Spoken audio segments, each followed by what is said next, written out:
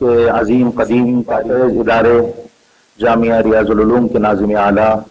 اور قاضی شہر حضرت مولانا ابوالبرکات صاحب رحمۃ اللہ علیہ جس عظیم انقلابی شخصیت کے خانوادے کے چشم و چراغ حضرت مولانا ابو ریحان فاروقی صاحب دامت برکاتہم سے درخواست کرتا ہوں اکیڈمی کے حضرت شروع سے رہنمائی فرماتے رہے ہیں، وہ اپنا پیغام امت کے نام اکیڈمی کے پلیٹ فارم سے پیش فرمائیں۔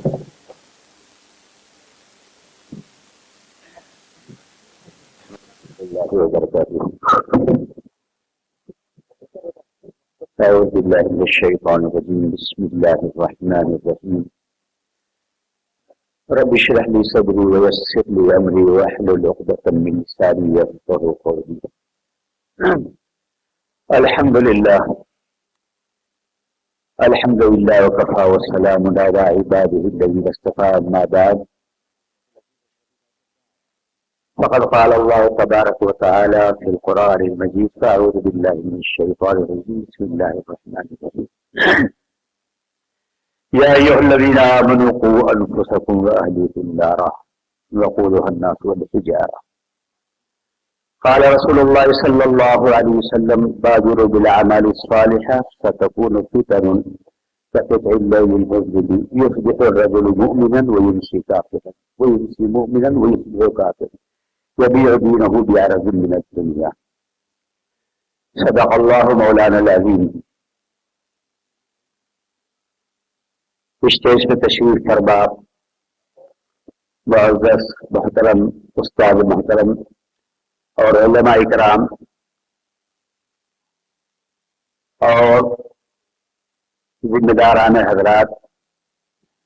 سلمان فارسی جو تنظیم چل رہی ہے اس کے سبھی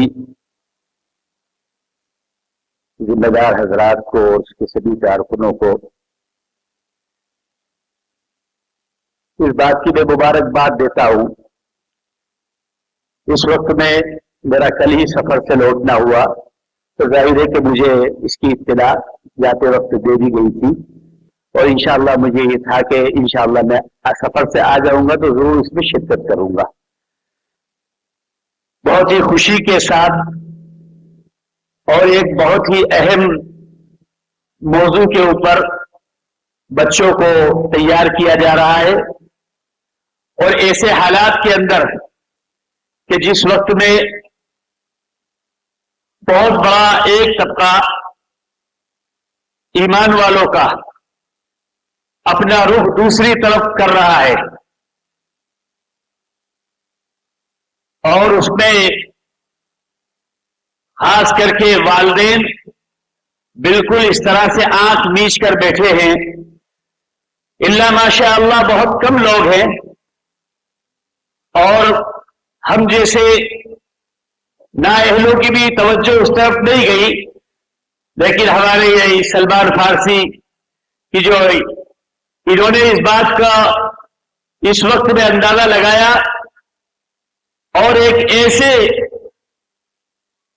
پروگرام کا انعقاد کیا اور شروعات کی، اور الحمدللہ یہ تقریباً 5واں ہے، یہ چوتھا، اور اس میں سے 3 پروگرام میں اس میں ملا کر میری شرکت ہوئی۔ اور جب ابتدا میں انہوں نے جب اس کتاب کو تیار کیا تو حضرت مفتی صاحب نے، مفتی جنید صاحب دامت برکاتہم نے میرے پاس بھی بھیجی، اور میں نے اس کو بغور پڑھا۔ مجھے ایسا لگا کہ یہ وقت کی اہم ضرورت ہے۔ اس وقت میں اللہ کا فضل ہے کہ اللہ نے ہمیں ایمان کی دولت سے نوازا، اور اللہ نے ہمیں مسلمان بنایا۔ ہم پر بہت ساری ذمہ داریاں ہیں اس وقت کے اندر، ہم نے لیکن اپنی ذمہ داریوں سے منہ موڑتے ہوئے اپنے حد تک تو ٹھیک ہے، ہم نے اپنی آنے والی نسلوں کے لیے اس بات سے بالکل غفلت برتنا شروع کر دی، اور دھیرے دھیرے یہ حال ہو گیا کہ ہمارا ایک طبقہ جس کو کچھ نہیں معلوم، دینی معلومات نہیں ہے، جس کو قرآن احکامات کی معلومات نہیں ہے، حتیٰ کہ یہاں تک کہ اگر ایک پوچھا جائے تو بہت بڑا طبقہ ایسا ہے کہ جن کے بچوں کو کلمے تک اور نماز کے فرائض تک کے اور چھوٹی چھوٹی چیزیں نہیں معلوم اسلام کے اعتبار سے، اور حالات میں بڑے منظم طریقے سے اس وقت میں ایسا رخ پھیر دیا ہے کہ جس نے اسلامی بچوں کو ارتداد کی طرف دھکیلنا شروع کر دیا ہے، بہت ہی منظم پروگرام کے ساتھ اس کو روکا جا رہا ہے۔ میرے محترم، ایسے وقت کے اندر سب کچھ ہونے کے باوجود بھی اگر ہمارے آنے والی نسلوں کی اس طرح سے فکر نہ کی گئی، ان کو اس طرح سے دین اور اسلام کی معلومات نہ دی گئی، معلوم نہیں آنے والے زمانے میں کیا ہونے والا ہے۔ لیکن اللہ کا شکر ہے کہ چاہے ایک چنگاری ہو، ایک بیداری کا ایک ذرا سا چھوٹا سا نقطہ ہو، وہ شروع تو ہوا ہے، اور جس نے سب لوگوں کو جھنجھوڑ دیا ہے اور اس بات پہ سمجھنے پہ مجبور کر دیا ہے کہ ہماری یہ اہم ضرورت ہے، ہمارا وقت لگتا ہے، ہماری صلاحیت لگتی ہے، سب کچھ لگتی ہے، لیکن ہم سب کچھ کرنے کے باوجود اگر ہم نے سب کچھ کے باوجود اگر ہم نے اپنی نسلوں کی فکر نہ کی، آنے والے ہمارے ان بچوں کی فکر نہ کی، آنے والے ان بچوں کے زمانے کی ہم نے فکر نہ کی، تو جس طریقے سے یہ چیزیں آگے بڑھ رہی ہیں، ہو سکتا ہے کہ ہمارے لیے یہ ہمارے آخرت میں ہم سے بڑا مواخذہ ہو اس کے اوپر۔ میرے محترم، میرے بھائیوں، اس وقت میں ہمیں سمجھنا ہے، جیسا کہ ابھی میں آیا اور مفتی صاحب کی بات سن رہا تھا، انہوں نے بتایا کہ ہمارے بھائیوں سے، ہمارے بچوں سے زیادہ ہماری بچیاں اس میدان میں آگے بڑھ رہی ہیں۔ میں کہتا ہوں کہ یہ مبارکباد کی مستحق ہے۔ اگر ہمارے گھر کی بیٹیاں اور ہماری بہنیں اس وقت اس کی طرف توجہ دیں گی تو آنے والی نسلیں ان کی گود میں پلنے والی انشاءاللہ وہ بچے جو آج چھوٹے ہیں اور وہ لڑکے ہیں، لیکن جب اگر اس کی طرف بہنوں نے توجہ دی اور ان کی گود میں اسلام کے پھولیں گے پھلیں گے تو انشاءاللہ ایک ضرور آنے والی نسلوں کے اندر۔ مجھے ایک بات یاد آئی کہ ایک وقت میں جب انگریزوں کا تسلط تھا ہندوستان میں اور مدارس کو اجاڑا جا رہا تھا، اسلام کو مٹانے کی پوری تدبیریں کی جا رہی تھی، اور یہ دیکھا گیا جتنا زیادہ کرتے گئے لیکن اس طرح سے وہ اپنے اس میں کامیاب نہیں ہوئے۔ کسی ایک بوڑھے انگریز نے اٹھ کر کہا کہ بھئی اگر اس کے لیے اسلام کو یہاں روکنا ہے، اس چیز کو روکنا ہے، سب سے پہلے ماؤں کی گودوں سے اسلام کو نکال دیا جائے، ان کی تعلیم و تربیت سے اسلام کو نکال دیا جائے۔ جب تک کہ مائیں اس طرح سے اسلام کی طرف وہ تھی اور وہ گھر اپنے گودوں میں بچوں کو اس طرح سے رکھتی تھی، ان کی اسلامی تربیت کرتی تھی، اس طرح جب تک کہ ہمارے یہاں کا ماحول بہت اچھا تھا۔ میں اس کو بھی مبارکباد دیتا ہوں کہ اس وقت میں اگر ہماری بہنوں کے اندر یہ بیداری آئی ہے تو انشاءاللہ آئندہ نسلوں کے اندر یہ بیداری پھر سے آئے گی، یقیناً آئے گی، کیونکہ ان کی گودوں میں اسلام اگر رہے گا تو انشاءاللہ آئندہ چل کر یہ ہوگا۔ ہم اپنے واقعات کو، ہم اپنے بزرگوں کے واقعات کو دیکھیں، کس طرح سے تربیت کرتی تھی مائیں، وہ مائیں اس طرح کی تربیت کرنے والی ہوتی تھی۔ خواجہ قطب الدین بختیار کاکی رحمت اللہ علیہ کے واقعات میں لکھا ہے، یہ چھوٹے سے تھے، وہ اپنی ماں کی گود میں رہتے، مائیں اس طرح سے تربیت کرتی تھی کہ بچہ جب کوئی چیز مانگتا تو کہتے بیٹے دیکھو دینے والی ذات اللہ کی ہے، اللہ سے مانگو۔ کس طرح مانگے امی؟ اس طرح سے مانگو کہ اپنا مصلی بچھاؤ، وضو کر لو اور 2 رکعت نماز پڑھو اور اللہ کے سامنے ہاتھ پھیلاؤ، اللہ دیں گے۔ کہ کئی بچہ اپنی توتلی زبان سے مانگتا ہے، اللہ سے مانگتا ہے، ماں اس کے لیے انتظام کرتی ہے، پھر اس کا ذہن ایسا بناتی ہے، دیکھو بیٹے اللہ نے فرمایا، اللہ کے نبی پاک صلی اللہ علیہ وسلم فرمایا کہ جوتے کا تسمہ بھی ٹوٹ جائے تو اللہ سے مانگو، اللہ سے مانگنا۔ جو ماں باپ اپنے بچوں کو اللہ سے لینا سکھا رہے، جو ماں باپ اپنے بچوں کو اللہ کے سامنے جھکنا سکھا دیتے، جو ماں باپ اپنے اللہ کے سامنے رونا سکھا دیتے، وہ دنیا کا سب سے بڑا سرمایہ اپنی اولاد کے ہاتھ میں دے رہے ہیں، دنیا اور آخرت کی کامیابی اپنی اولاد کے ہاتھ میں دے رہے ہیں۔ چھوٹے سے بچے کو پھر بتا رہی ہے کہ دیکھو اللہ کے دینے کے طریقے ہوتے ہیں، کبھی اللہ ابا کے ذریعے سے پہنچاتے ہیں، کبھی اللہ امی کے ذریعے سے پہنچاتے, کبھی بھائی بہن کے ذریعے سے پہنچاتے. بیٹے کوئی چیز مانگنا ہو, یہ بچے کا ذہن ابتدا سے بن رہا ہے. یہ بچے کا ذہن کیسے بنے گا؟ اسی طرح سے بنے گا جب ماں باپ ان کی تربیت اس انداز میں کریں گے. وہ تو کہتے وہ اس نے جب کھانا مانگا, امی نے کہا کہ بیٹے آپ ایک کام کرو, اللہ سے مانگو. بچے نے مصلی بچھایا, وہ نماز پڑھی, ماں کی طرح دیکھ کے, ماں کو دیکھتے ہوئے اس طرح سے وہ بیٹھ کر نماز پڑھ رہا ہے. ماں کے بول دودھ اور دعا مانگ رہا ہے. اتنی دیر میں امی نے کھانا تیار کر کے الماری میں رکھ دیا اور کہا کہ جا کے بیٹے دیکھو اللہ نے تمہارے لیے کھانا بھیجا ہے. بچے نے جیسے ہی الماری کھولی, ماشاء اللہ کھانا ذہن بن گیا.